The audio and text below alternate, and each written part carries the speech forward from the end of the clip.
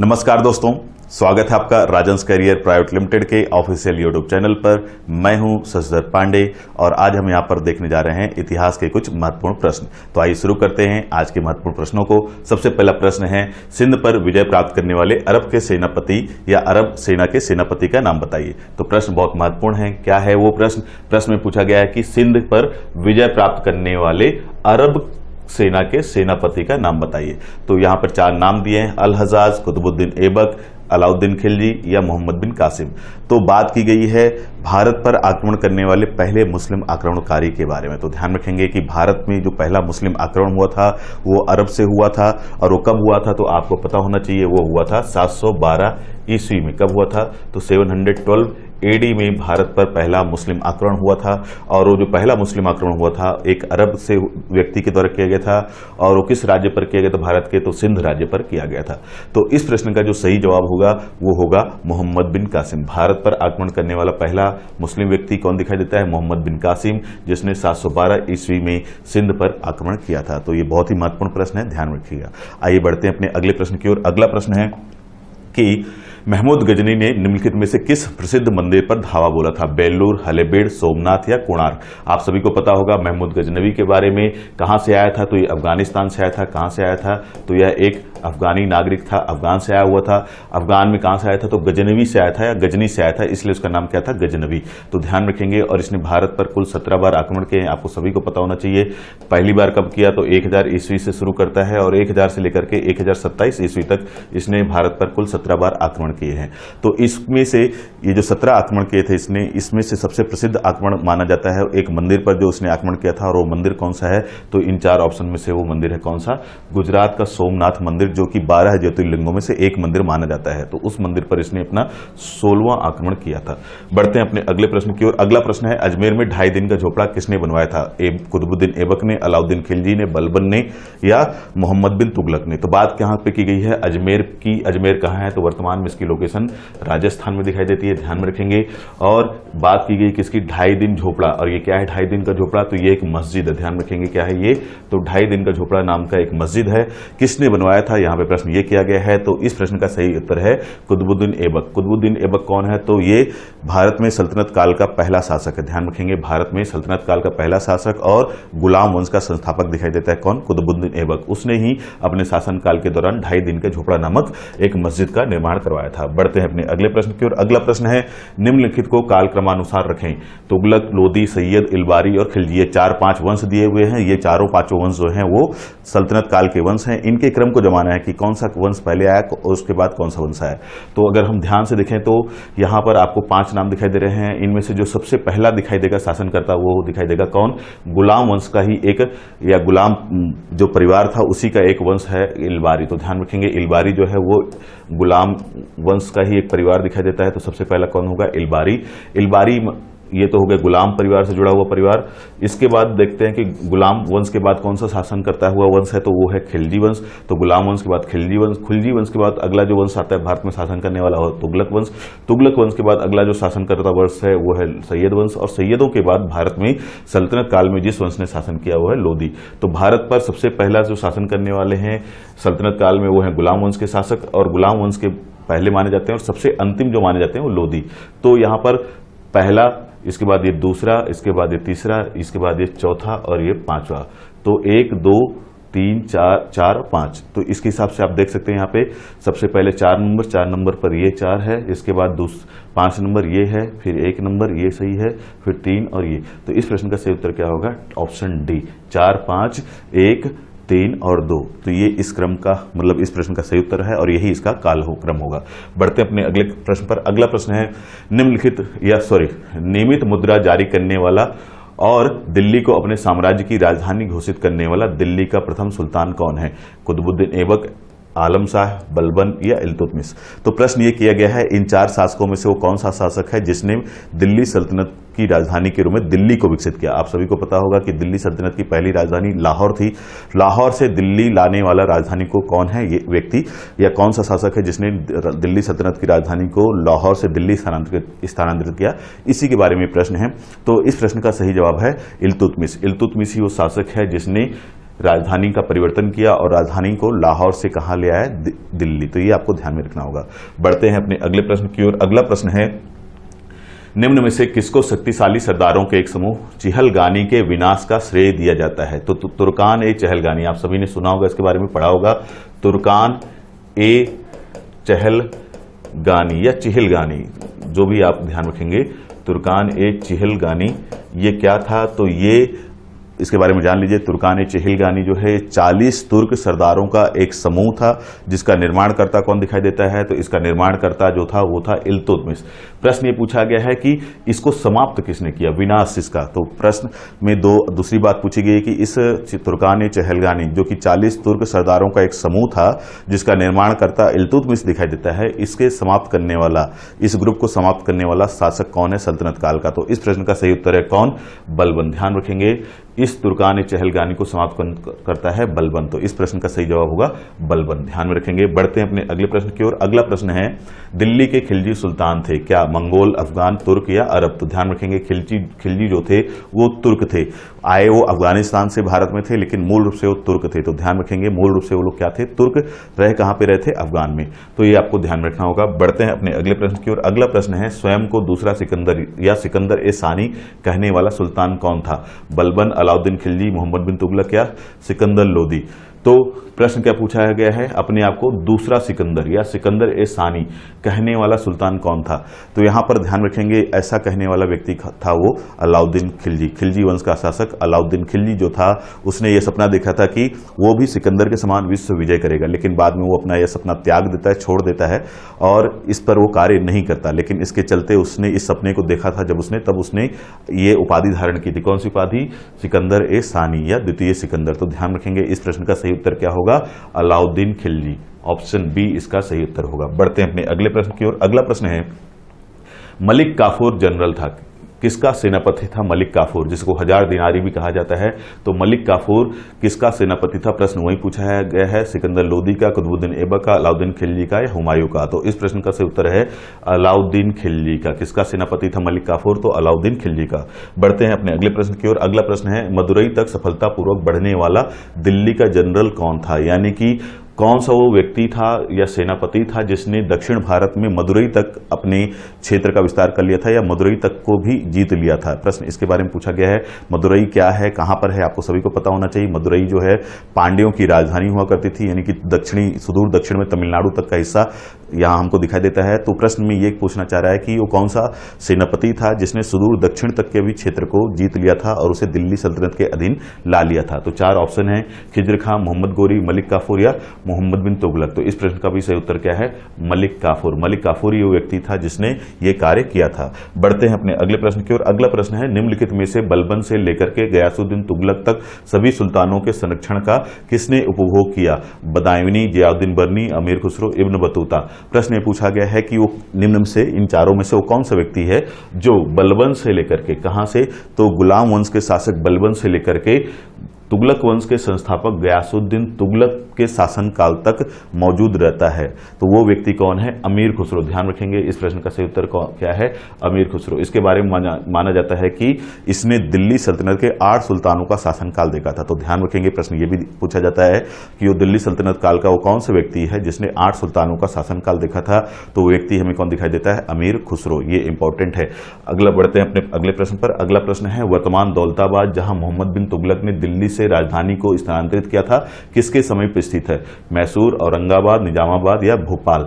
तो प्रश्न में पूछा गया है कि इसके बारे में, मोहम्मद बिन तुगलक के बारे में। आप सभी को पता होगा मोहम्मद बिन तुगलक के बारे में, इसे पागल सन की बादशाह भी कहा जाता है। तुगलक वंश का एक बहुत ही प्रसिद्ध शासक है और इसको इसकी नीतियों के चलते ही पागल सन की बादशाह की संज्ञा दी गई है और ऐसा माना जाता है कि सल्तनत काल का सबसे शिक्षित सुल्तान था। उसके बावजूद भी इसको ये उपाधि मिली है, ये एक तरह से संज्ञा दी जाती है। उसने एक कार्य किया था, वो कार्य क्या था कि इसके शासनकाल के समय जब इसने सत्ता संभाली थी तो दिल्ली में बहुत ज़्यादा षड्यंत्र हो रहे थे और उन षड्यंत्रों से परेशान होकर के ही इसने अपनी राजधानी दिल्ली से दौलताबाद शिफ्ट कर दी थी, स्थानांतरित कर दी थी। ये दौलताबाद कहाँ है? तो इसकी लोकेशन दक्षिण भारत में दिखाई देती है, महाराष्ट्र में। और प्रश्न यही पूछा गया है है कि इसकी लोकेशन वर्तमान में इन 4 जगहों में से कहां पर है। तो ये प्रश्न दौलताबाद के बारे में ये भी जान लीजिए कि दौलताबाद का प्राचीन नाम क्या दिखाई देता है। तो दौलताबाद का प्राचीन नाम या मध्यकालीन नाम देवगिरी दिखाई देता है। तो देवगिरी ही क्या बन गया बाद में, दौलताबाद। तो इस प्रश्न का सही उत्तर है क्या, औरंगाबाद। औरंगाबाद के पास में है ये जगह। वर्तमान में ये जो देवगिरी है वो अहमदनगर जिले में दिखाई देता है, महाराष्ट्र के कौन से जिले में, तो महाराष्ट्र के अहमदनगर जिले में इसकी लोकेशन दिखाई देती है। आप इसको ध्यान में रखेंगे। बढ़ते हैं अपने अगले प्रश्न की ओर। अगला प्रश्न है, ब्राह्मणों पर भी जजिया लगाने वाला दिल्ली सुल्तान कौन था। मतलब यहां पर यह प्रश्न पूछा गया है कि दिल्ली सल्तनत का वह कौन सा सुल्तान था जिसने ब्राह्मणों से भी जजिया कर वसूला। आपको पहले तो जजिया कर के बारे में पता होना चाहिए। जजिया कर क्या था, तो जजिया कर मध्यकाल में या सल्तनत काल में या फिर मध्यकाल ही आपको ध्यान में रखना चाहिए, सल्तनत काल साथ ही साथ मुगल काल में भी एक ऐसा कर था जो गैर मुस्लिमों से लिया जाने वाला धार्मिक कर था। तो गैर मुसलमानों से लिया जाने वाले धार्मिक कर को क्या कहा जाता था, जजिया कहा जाता था। किस काल में, मध्यकाल में।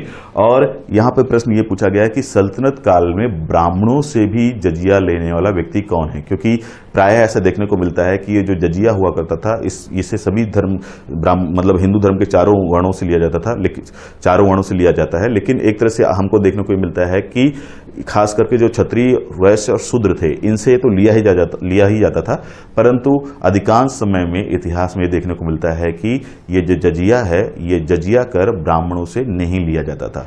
तो सबसे पहले तो जजिया के बारे में जानकारी होनी चाहिए आपको कि जजिया है क्या। तो जजिया गैर मुसलमानों से लिया जाने वाला एक प्रकार का धार्मिक कर था जो कि मध्यकाल में मुस्लिम शासकों के द्वारा लिया जाता था। प्रायः इसमें जो ब्राह्मण हुआ करते थे, हिंदू धर्म के 4 वर्णों में जो ब्राह्मण वर्ण हुआ करता था वह इस कर से मुक्त हुआ करता था। लेकिन सल्तनत काल का एक ऐसा सुल्तान दिखाई देता है जो इस कर को ब्राह्मणों से भी लेता है। प्रश्न उसी के बारे में है कि वो कौन सा सुल्तान है जिसने ये कार्य किया था। तो यहां पर 4 ऑप्शन हैं, कौन, फिरोज तुगलक, मोहम्मद तुगलक, बलबन या अलाउद्दीन खिलजी। तो इस प्रश्न का सही उत्तर है फिरोज तुगलक या फिरोज शाह तुगलक। ध्यान रखेंगे कौन है इसका उत्तर, तो फिरोज तुगलक या फिरोज शाह तुगलक। बढ़ते हैं अपने अगले प्रश्न की ओर। अगला प्रश्न है, किस वंश के सुल्तानों ने सबसे अधिक समय तक शासन किया था। खिलजी वंश, तुगलक वंश, गुलाम वंश या लोदी वंश। तो दिल्ली सल्तनत के जो वंश हैं उनमें आपको 5 वंश दिखाई देंगे। 5 वंशों का कालक्रम और सीक्वेंस आपको याद रखना होगा। सबसे पहला जो वंश दिखाई देता है वो कौन सा है, गुलाम वंश, जिसके बारे में देखने को मिलता है कि इसका शासनकाल 1206 से कब तक दिखाई देता है, 1290 तक। इसके बाद आता है दूसरा वंश, वो कौन सा है, खिलजी वंश, जिसका शासनकाल आपको 1290 से 1320 तक दिखाई देगा। तीसरा वंश दिखाई देता है कौन सा, तुगलक वंश। तुगलक वंश का जो शासनकाल हमें दिखाई देता है इतिहास में वो 1320 से लेकर के 1414 तक दिखाई देता है। और इसके बाद आता है चौथा वंश, वो है सैयद वंश, जिसका शासनकाल 1414 से 1450 से 51 तक दिखाई देता है।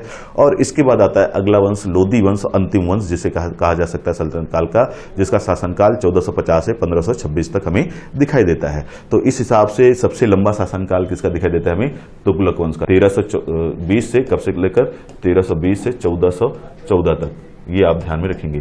तो 1320 से लेकर के 1414 तक किसका शासनकाल था, तुगलक वंश के शासकों का शासनकाल दिखाई देता है। बढ़ते हैं अपने अगले प्रश्न की ओर। अगला प्रश्न है, निम्नलिखित में से किस सुल्तान ने सती प्रथा को रोकने का प्रयास किया था।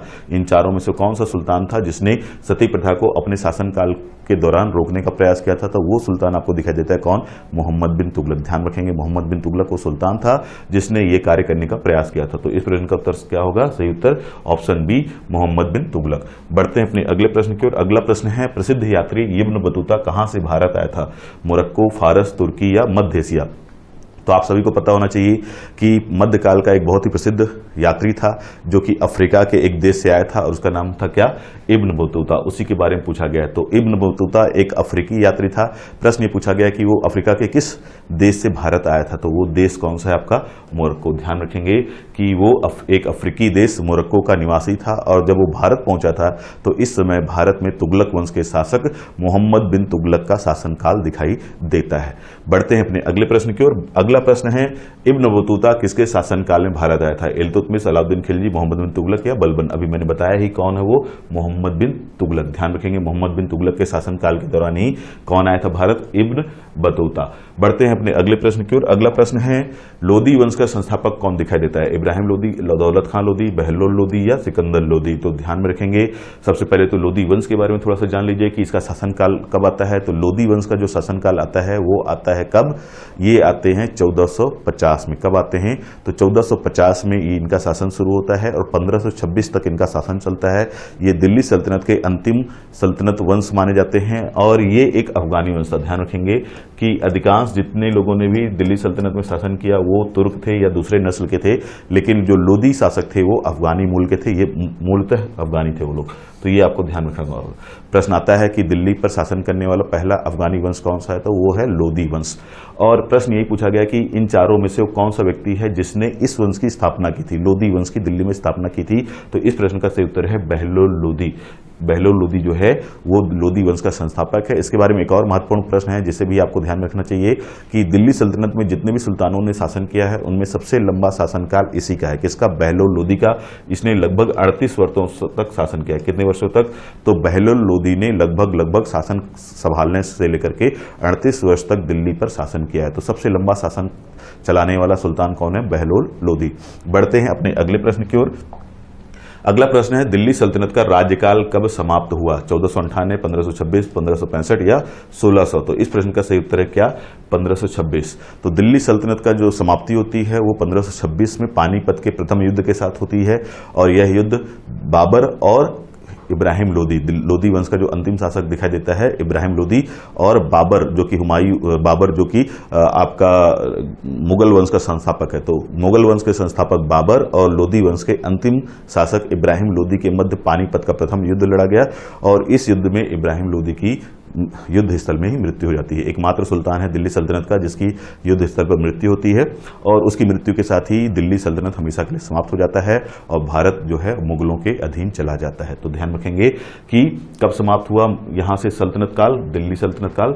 तो 1526 से। बढ़ते हैं अपने अगले प्रश्न की ओर। अगला प्रश्न है दिल्ली सल्तनत का अंतिम वंश कौन सा था? तो गुलाम वंश, सैयद वंश, खिलजी वंश या लोदी वंश? तो ध्यान रखेंगे अंतिम वंश कौन सा दिखाई देता है? लोदी वंश। आते अपने अगले प्रश्न पर। अगला प्रश्न है महमूद गजनवी ने भारत पर कितनी बार आक्रमण किया? 12, 15, 17 या 18? तो मैंने शुरुआत में बताया था एक प्रश्न में आपको इसका जवाब कि भारत पर उसने 1000 ईस्वी से, कब से? तो 1000 ईस्वी से लेकर के 1027 ईस्वी तक कुल 17 बार आक्रमण किया। कितनी बार? 17 बार। जिसमें सबसे प्रसिद्ध आक्रमण कौन सा माना जाता है? तो उसका 16वां आक्रमण जो कि उसने गुजरात के सोमनाथ मंदिर पर किया था। आते हैं अपने अगले प्रश्न पर। अगला प्रश्न है निम्नलिखित में से कौन सा विद्वान भारत में महमूद गजनवी के साथ जुड़ा था? अल बर्नी, अल राजी, अल फिरदौसी या अल मुस्तफा? तो ध्यान रखेंगे किसकी बात की गई है? एक विद्वान की बात की गई है। कहां, किसके साथ बात की गई? तो महमूद गजनवी के साथ। प्रश्न में यह बोला गया है कि निम्न में से कौन सा व्यक्ति है जो महमूद गजनवी के साथ भारत आया था? तो इस प्रश्न का सही उत्तर है अल बरूनी। अल बरूनी ही वो व्यक्ति है जो महमूद गजनवी के साथ भारत आया था और उसने भारत के इतिहास के बारे में बहुत सारा वर्णन किया हुआ है अपनी किताबों में। बढ़ते हैं अपने अगले प्रश्न की ओर। अगला प्रश्न है आत्मकथा शाहनामा के लेखक कौन है? प्रश्न क्या है? किसके बारे में? शाहनामा के बारे में एक ग्रंथ है शाहनामा, उसके लेखक कौन है? अबुल फजल, फिरदौसी, अकबर या बाबर? तो इस प्रश्न का सही उत्तर है क्या? फिरदौसी। फिरदौसी ही शाहनामा के लेखक माने जाते हैं। बढ़ते हैं अपने अगले प्रश्न की ओर। अगला प्रश्न है तराइन का प्रथम युद्ध कब हुआ था? 1911, 1192, 1191 या 1203? तो प्रश्न क्या किया गया है? ध्यान रखेंगे प्रश्न ये किया गया है कि तराइन का प्रथम युद्ध, तराइन का प्रथम युद्ध जो है वो लड़ा गया था किसके बीच? तो ये लड़ा गया था मोहम्मद गौरी और पृथ्वीराज चौहान के बीच। ये दोनों युद्ध, इन दोनों ने ही ये युद्ध लड़ा था। कौन कौन? तो गौरी जो था, मोहम्मद गौरी, वो इसमें शामिल था एक पक्ष में और दूसरे साइड कौन शामिल था? तो उस समय का सबसे ताकतवर राजपूत शासक पृथ्वीराज चौहान तृतीय या राय पिथौरा भी उसको बोला जाता है। इन दोनों के बीच ये पहला तराइन का युद्ध हुआ था। प्रश्न में पूछा गया है कि कब हुआ था? तो इस प्रश्न का सही उत्तर है 1191। तो पहला युद्ध इन दोनों के बीच 1191 में होता है, दूसरा युद्ध 1192 में होता है। पहले युद्ध में विजेता कौन था? तो ध्यान रखेंगे पहले युद्ध का विजेता माना जाता है पृथ्वीराज चौहान। बढ़ते हैं अपने अगले प्रश्न की ओर। अगला प्रश्न है निम्नलिखित में से किस राजपूत राजा ने मोहम्मद गौरी को पहली बार हराया था? जयचंद, बघेल भीम या बघेल भीम द्वितीय, पृथ्वीराज तृतीय या कक्षाफल? तो ध्यान रखेंगे कि इस प्रश्न में पूछा गया है कि किस राजपूत राजा ने मोहम्मद गौरी को पहली बार हराया था। तो यहां पर एक प्रश्न में है कि पहली बार वो भारत में किससे हारा है? तो किससे हारा? तो वो हारने वाला व्यक्ति है जिससे वो हारा वो है बघेल भीम द्वितीय। तो चालुक्य वंश की एक शाखा बघेल वंश थी, और उसी बघेल वंश का ही एक शासक दिखाई देता है, कौन? भीम द्वितीय। उस भीम द्वितीय ने, जो कि गुजरात के आसपास के क्षेत्र में शासन कर रहा था, इसने पहली बार मोहम्मद गौरी को भारत में हराया था। जब पहली बार ये भारत में आक्रमण करने आया था, तो पहली बार में भारत में आक्रमण करते वक्त मोहम्मद गौरी को हराने वाला भारतीय शासक या राजपूत शासक कौन दिखाई देता है हमें? वो है कौन? भीम द्वितीय। तो नाम ध्यान रखेंगे। बढ़ते हैं अपने अगले प्रश्न की ओर। अगला प्रश्न है, दिल्ली सल्तनत शासित हुआ था कुल 4 राजवंशों द्वारा, 7 राजवंशों द्वारा, 5 राजवंशों द्वारा या 6 राजवंशों द्वारा? तो इसका प्रश्न का उत्तर है 5 राजवंशों द्वारा। कौन कौन से? तो पहला गुलाम वंश, फिर खिलजी वंश, फिर तुगलक वंश, फिर सैयद वंश और फिर लोदी वंश। तो ये आप ध्यान रखेंगे। बढ़ते हैं अगले प्रश्न की ओर। अगला प्रश्न है, कुतुबुद्दीन गुलाम राजवंश का संस्थापक था, वह किसका गुलाम था? तो कुतुबुद्दीन ऐबक के बारे में पूछा जा रहा है कि कुतुबुद्दीन ऐबक जो है गुलाम वंश का या गुलाम राजवंश का संस्थापक था, वह किसका गुलाम था? मोहम्मद गौरी का, महमूद गजनवी का, इल्तुतमिश का या बलबन का? तो ध्यान रखेंगे, भारत में आने वाला पहला मुस्लिम व्यक्ति कौन दिखाई देता है? मोहम्मद बिन कासिम, जो 712 में आता है। दूसरा दिखाई देता है कौन? महमूद गजनवी, जो कि 1000 ईस्वी के आसपास आता है और 1027 तक कुल 17 बार आक्रमण करता है। तीसरा जो व्यक्ति दिखाई देता है वो है कौन? मोहम्मद गौरी, जिसके बारे में देखने को मिलता है कि लगभग 1175 के आसपास से उसने आक्रमण करने शुरू किए थे, और वो 1195 तक या 96 तक लगातार भारत पर आक्रमण करता रहता है। तो इसी मोहम्मद गौरी के साथ, जो कि भारत पर आक्रमण करने वाला तीसरा मुस्लिम आक्रमणकारी दिखाई देता है, उसके साथ ही उसका एक बहुत ही योग्य गुलाम आया था, और वो कौन था? कुतुबुद्दीन ऐबक। किसकी बारे में बात चल रही है? कुतुबुद्दीन ऐबक। तो यहां पर ध्यान रखेंगे कि कुतुबुद्दीन ऐबक किसका गुलाम था? तो वो गुलाम था मोहम्मद गौरी का। किसका गुलाम था? मोहम्मद गौरी का गुलाम था कौन? कुतुबुद्दीन ऐबक। बढ़ते हैं हम अपने अगले प्रश्न पर। हमारा अगला प्रश्न है, छोटा बालक तेमुजिन बड़े होने पर क्या कहलाया? अतिला द हुन, चंगेज खां या जंगीज खान, सुलेमान या तैमूर लंग? तो बात किसकी की जा रही है? तेमुजिन के बारे में, कि तेमुजिन बड़े होने पर किस नाम से जाना जाता है? तो तेमुजिन या तेमुजिन जो है बड़े होने पर चंगेज खां या जंगीज खान के नाम से जाना जाता है। तो इस प्रश्न का सही उत्तर क्या है? चंगेज खां या जंगीज खान। जो कहां से आया था? तो यह एक मंगोल आक्रमणकारी था। ध्यान रखेंगे क्या था ये? तो तेमुजिन, जो कि बाद में चंगेज खां या जंगीज खान के नाम से जाना जाता है, वो कहां से आक्रमणकारी था? कहां का आक्रमणकारी था? तो वह एक मंगोल आक्रमणकारी था। इसके बारे में ध्यान रखेंगे। बढ़ते हैं अपने अगले प्रश्न की ओर। अगला प्रश्न है, दिल्ली पर राज करने वाली प्रथम महिला शासिका हैं चांद बीबी, रजिया सुल्ताना, जीजाबाई या बेगम हजरत महल? बात किसकी कही गई है? तो दिल्ली पर शासन करने वाली या राज करने वाली प्रथम महिला शासिका की। तो ध्यान रखेंगे, भारत पर शासन करने वाली या मध्यकाल में भारत पर शासन करने वाली प्रथम महिला शासिका या प्रथम मुस्लिम महिला शासिका जो हमको दिखाई देती हैं वो कौन है? रजिया सुल्ताना। किसकी पुत्री थी? तो आपको पता होना चाहिए, ये इल्तुतमिश की पुत्री थी। इल्तुतमिश के जितने भी पुत्र थे अधिकांश अयोग्य थे, इसलिए इल्तुतमिश ने अपनी एक योग्य पुत्री रजिया को अपना सत्ता सौंपा था। इसलिए ध्यान रखेंगे कि दिल्ली पर शासन करने वाली प्रथम महिला शासिका कौन दिखाई देती हैं? रजिया सुल्ताना। क्या नाम है उनका? रजिया सुल्ताना। तो यही इस प्रश्न का सही जवाब है। बढ़ते हैं अपने अगले प्रश्न की ओर। अगला प्रश्न है, कुतुब मीनार के निर्माण कार्य को किसने पूरा किया? रजिया ने, कुतुबुद्दीन ऐबक ने, इल्तुतमिश ने या बलबन ने? तो प्रश्न किसके बारे में किया गया है? कुतुब मीनार के बारे में। इसका निर्माण किसकी याद में किया गया है? तो ये निर्माण जो है वो ख्वाजा कुतुबुद्दीन बख्तियार काकी, एक सूफी संत थे ख्वाजा कुतुबुद्दीन बख्तियार काकी, उनकी याद में इस मीनार का निर्माण करवाया गया है। कहां पर? दिल्ली में।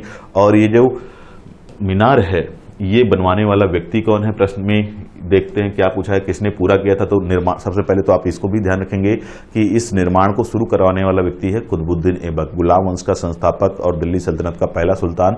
कौन? कुतुबुद्दीन ऐबक। उसने ही, वो इनके गुरु थे। तो कुतुबुद्दीन ऐबक ने अपने गुरु, जिनका नाम क्या दिखाई देता है? ख्वाजा कुतुबुद्दीन बख्तियार काकी, उनकी याद में दिल्ली में महरौली के पास एक मीनार बनवाया, जिसे किस नाम से जाना गया? कुतुब मीनार के नाम से जाना गया। तो निर्माणकर्ता कौन है? कुतुबुद्दीन ऐबक। निर्माण को शुरू कराने वाला व्यक्ति कौन है? कुतुबुद्दीन ऐबक। प्रश्न में पूछा गया कि किसने इसे कंप्लीट करवाया? तो कंप्लीट कराने वाला व्यक्ति दिखाई देगा आपको कौन? इल्तुतमिश। तो इस प्रश्न का सही उत्तर क्या होगा? इल्तुतमिश। प्रश्न में यही पूछा गया कि निर्माण कार्य को किसने पूरा किया था? तो निर्माण कार्य को पूरा करने वाला व्यक्ति है इल्तुतमिश। अगला प्रश्न है, निम्नलिखित को दिल्ली पर उनके शासन के तिथि क्रम के अनुसार व्यवस्थित कीजिए। रजिया, बलबन, इल्तुतमिश और नासिरुद्दीन। तो इन चारों में से कौन पहले आया और कौन उनके बाद आया, इसी चीज को हमको यहाँ पर बताना है। तो देखते हैं कि कौन सबसे पहले आया होगा इन चारों में। तो इन चारों व्यक्तियों में सबसे पहला व्यक्ति जो शासन करता हुआ दिखाई देता है दिल्ली सल्तनत पर, वो कौन है?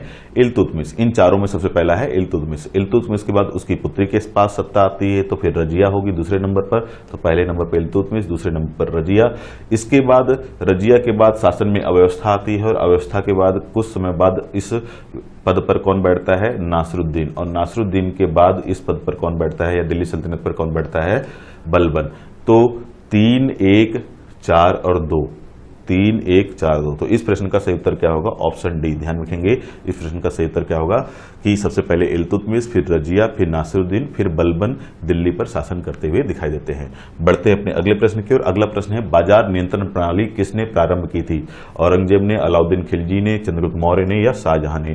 तो इस प्रश्न का सही उत्तर है अलाउद्दीन खिलजी ने। अलाउद्दीन खिलजी ही वो शासक है जो एक बहुत बड़ा सपना उसने देखा था विश्व विजय करने का, और इसी क्रम में उसने भारत में भी विजय करने का प्रोग्राम बनाया था अपना।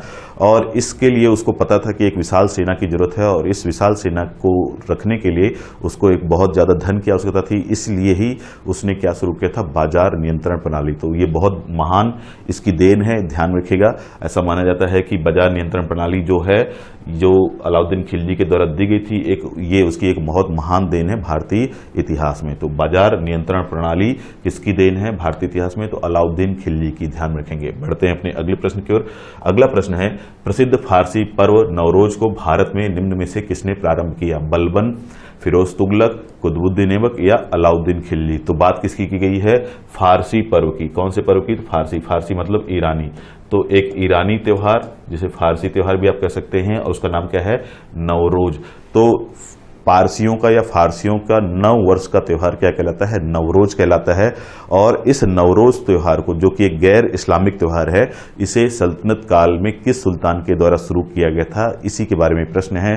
तो ये प्रश्न, इस प्रश्न का सही जवाब है बलबन। बलबन ही वो सुल्तान था जिसने अपने दरबार में इस फारसी त्योहार नवरोज को मनाने की परंपरा की शुरुआत की थी। तो प्रश्न का सही जवाब क्या होगा? बलबन। बढ़ते हैं अपने अगले प्रश्न की ओर। अगला प्रश्न है, दिल्ली सल्तनत के किस सुल्तान ने सर्वप्रथम स्थायी सेना का निर्माण किया? बलबन, इल्तुतमिश, मोहम्मद तुगलक या अलाउद्दीन खिलजी? तो इस प्रश्न का सही उत्तर है अलाउद्दीन खिलजी, क्योंकि उसका सपना था विश्व विजय करना। सिकंदर सानी की उपाधि धारण की थी उसने, इसलिए उसने क्या किया था? एक स्थायी सेना का निर्माण किया था, और इसी स्थायी सेना के लिए ही उसने बाजार नियंत्रण प्रणाली का आविष्कार किया था। तो एक स्थायी सेना, पता है आपको कि अगर युद्ध जीतने हैं तो एक स्थायी सेना का होना जरूरी है, एक ऐसी सेना का होना जरूरी है जो लगातार आपके लिए युद्ध लड़ सके। तो एक लगातार युद्ध लड़ने वाली सेना वही हो सकती है जो स्थायी तौर पर हो और जिसे आप लगातार वेतन दे रहे हो। तो ये दोनों ही कार्य करता हुआ दिखाई देता है कौन? अलाउद्दीन खिलजी। अलाउद्दीन खिलजी ने एक बड़ी सेना तैयार की, उसको स्थायी सेना के रूप में नियमित किया और उसको नियमित रूप से वेतन देना भी शुरू किया। साथ ही साथ इसके लिए उसने बाजार नियंत्रण प्रणाली का आविष्कार भी किया। तो ये सारी विशेषताएं किससे जुड़ी हुई हैं? ये सारी विशेषताएं जुड़ी हैं अलाउद्दीन खिलजी से। बढ़ते हैं अपने अगले प्रश्न की ओर। अगला प्रश्न है कि सेना को वेतन देने की प्रणाली का विधान किसने किया? इब्राहिम लोदी, इल्तुतमिश, अलाउद्दीन खिलजी या बलबन? तो अभी जैसा मैंने बताया कि इस व्यवस्था का जनक कौन दिखाई देता है? अलाउद्दीन खिलजी। ध्यान रखेंगे कौन है वो? अलाउद्दीन खिलजी। आते हैं अपने अगले प्रश्न की ओर। अगला प्रश्न है, अमीर खुसरो का जन्म स्थान है लाहौर, दिल्ली, पटियाली या फैजाबाद? तो प्रश्न किसके बारे में किया गया है? अमीर खुसरो के बारे में किया गया है। और अमीर खुसरो जो है उनका जन्म स्थान क्या दिखाई देता है? पटियाली। कहां पर है ये पटियाली? तो इसकी लोकेशन वर्तमान समय उत्तर प्रदेश में दिखाई देती है। तो उत्तर प्रदेश का एक गांव है पटियाली, जहां पर किसका जन्म हुआ है? अमीर खुसरो का। बढ़ते हैं अगले प्रश्न की ओर। अगला प्रश्न है, निम्नलिखित में से किसने अपने आप को खलीफा घोषित किया? इल्तुतमिश, अलाउद्दीन खिलजी, महमूद गजनवी या मुबारक शाह खिलजी? तो इस प्रश्न का उत्तर है मुबारक शाह खिलजी। खिलजी वंश का शासक मुबारक शाह खिलजी ही वो शासक था जिसने अपने आप को क्या घोषित कर दिया था? खलीफा। इसने खलीफा की सत्ता को मानने से मना कर दिया और स्वयं को ही खलीफा घोषित कर लिया। तो ध्यान रखेंगे कौन है वो? मुबारक शाह खिलजी। आते हैं अपने अगले प्रश्न की ओर। अगला प्रश्न है, तुगलक वंश भारत में संस्थापक कौन था? या तुगलक वंश का भारत में संस्थापक कौन था? मोहम्मद बिन तुगलक, जलालुद्दीन तुगलक, गयासुद्दीन तुगलक या फिरोज शाह तुगलक। तो इस प्रश्न का उत्तर है, पहले तो प्रश्न में क्या है कि तुगलक वंश का भारत में संस्थापक, तो इस प्रश्न का सही उत्तर है ऑप्शन सी, गयासुद्दीन तुगलक। गयासुद्दीन तुगलक ने ही भारत में तुगलक वंश की नींव रखी थी। आते हैं अपने अगले प्रश्न की ओर। अगला प्रश्न है, निम्नलिखित में से किसने अपनी राजधानी दिल्ली से देवगिरी स्थानांतरित की थी? इल्तुतमिश, गयासुद्दीन बलबन, अलाउद्दीन खिलजी या मोहम्मद बिन तुगलक। तो ध्यान रखेंगे कि मोहम्मद बिन तुगलक ही वो शासक था जिसने दिल्ली में षड्यंत्रों के डर से अपनी राजधानी उत्तर भारत से दक्षिण भारत के एक शहर दौलताबाद, जिसका प्राचीन नाम उस समय क्या था, देवगिरी, वहां पर स्थानांतरित कर दी थी। बाद में इसका निर्णय गलत साबित हुआ और उसको अपनी राजधानी वापस दिल्ली लानी पड़ी। तो ये कार्य करने वाला, मतलब दिल्ली से राजधानी को देवगिरी ले जाने वाला शासक कौन है? मोहम्मद बिन तुगलक। ध्यान रखेंगे कौन? मोहम्मद बिन तुगलक। आते हैं अपने अगले प्रश्न की ओर। अगला प्रश्न है, भारत में प्रथम बार प्रतीक मुद्रा किसके द्वारा चलाई गई? फिरोज शाह तुगलक, मोहम्मद बिन तुगलक, अलाउद्दीन खिलजी या कुतुबुद्दीन ऐबक। तो ये प्रश्न भी मोहम्मद बिन तुगलक से ही जुड़ा हुआ है। मोहम्मद बिन तुगलक ही वो मध्यकालीन शासक है या सल्तनतकालीन शासक है जिसने अपने राजकोष के घटते हुए मात्रा को, मतलब उसका जब उसने सत्ता संभाली थी तो ध्यान रखेंगे कि ये दिखाई देता है कि उसका खजाना धीरे धीरे खाली हो रहा था। तो उसने दिमाग लगाया, उसने सोचा कि क्या किया जाए, खजाने को भरने के लिए कुछ ऐसा किया जाए जिससे खजाने में वापस सोने और चांदी की मात्रा बढ़ जाए। और इसके लिए उसने प्रतीकात्मक सिक्के, टोकन मनी का प्रयोग करना शुरू किया। इसके लिए तांबे और चमड़े जैसी चीजों का प्रयोग करना शुरू किया, लेकिन उसकी ये सोच गलत साबित हुई और लोगों ने अपने घर में ही तांबे और चमड़े इस तरह के प्रतीकात्मक सिक्के बनाने लगे। उसका विपरीत प्रभाव हो गया। तो दिखाई देता है कि उसने जो सोचा तो सही था, लेकिन उसका प्रभाव गलत पड़ जाता है। तो ये कार्य करने वाला कौन है? प्रतीकात्मक सिक्के चलाने वाला व्यक्ति कौन दिखाई देता है? तो वो है ऑप्शन बी, मोहम्मद बिन तुगलक। ध्यान रखेंगे, इंपॉर्टेंट प्रश्न है, यहां से प्रश्न आते हैं। बढ़ते हैं अपने अगले प्रश्न पर। अगला प्रश्न है, सूफी परंपरा में पीर से क्या आशय है?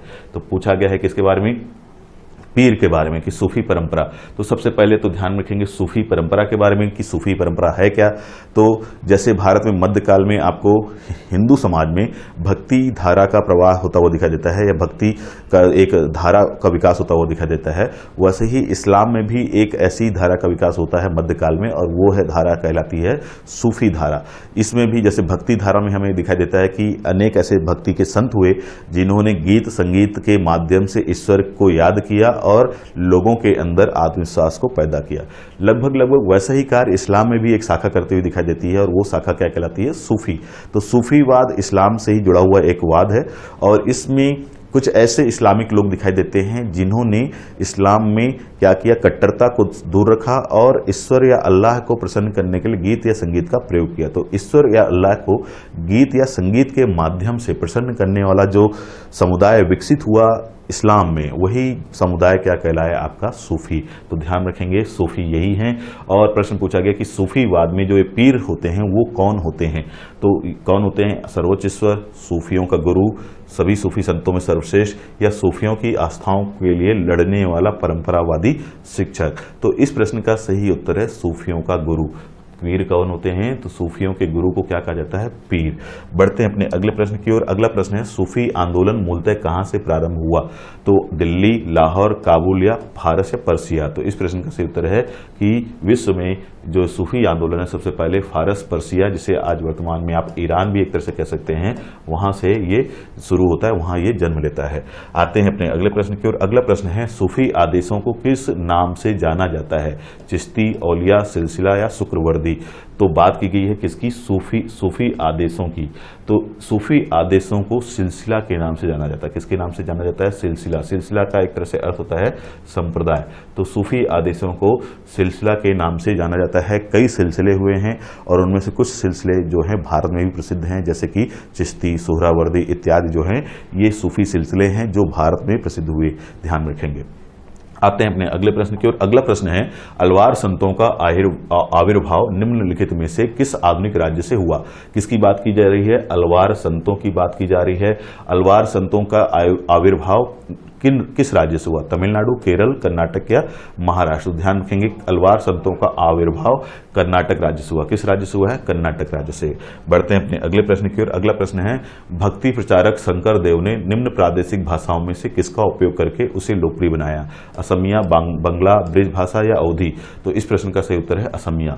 जो शंकर देव थे वो भक्ति काल के एक प्रसिद्ध संत थे, और इन्होंने ये जो है पूर्वी भारत में स्थित दिखाई देते हैं, और पूर्वी भारत में असम राज्य के आसपास ये मौजूद मौजूद थे और इसीलिए उन्होंने वहाँ की जो क्षेत्रीय भाषा थी असमिया उसका प्रयोग किया वहाँ के लोगों को जागरूक करने के लिए, वहाँ के लोगों को आत्मविश्वास भरने के लिए। उनमें मध्यकालीन शासकों के शासनकाल की जो प्रताड़ना थी उस प्रताड़ना के प्रति आत्मविश्वास पैदा करने के लिए इन्होंने वहाँ की स्थानीय भाषा असमिया का प्रयोग किया। इसके बाद आते हैं हम अपने अगले प्रश्न की ओर। अगला प्रश्न है शिवाजी के समसामयिक मराठा संत कौन थे? किसकी बात की जा रही है? शिवाजी की। और प्रश्न में पूछा गया है कि निम्न में से जो नीचे 4 ऑप्शन दिए गए हैं इन चारों में से वो कौन सा संत था जो शिवाजी का समकालीन दिखाई देता है, मतलब जब शिवाजी मौजूद थे उसी समय ये संत भी मौजूद था। तो देख लेते हैं कौन कौन है। संत ज्ञानेश्वर, नामदेव, संत एकनाथ या संत तुकाराम। तो इस प्रश्न का सही उत्तर हमें दिखाई देता है संत तुकाराम। संत तुकाराम ही वो व्यक्ति थे जो शिवाजी के समकालीन मौजूद थे मराठा शासनकाल के दौरान। आते हैं अपने अगले प्रश्न पर। अगला प्रश्न है विजयनगर राज्य की स्थापना किसने की? तुलु वंश ने, संगम वंश ने, सालू वंश ने या देवराय वंश ने? सबसे पहले तो देख लेते हैं किसके बारे में पूछा गया प्रश्न। तो विजयनगर राज्य के बारे में पूछा गया है प्रश्न।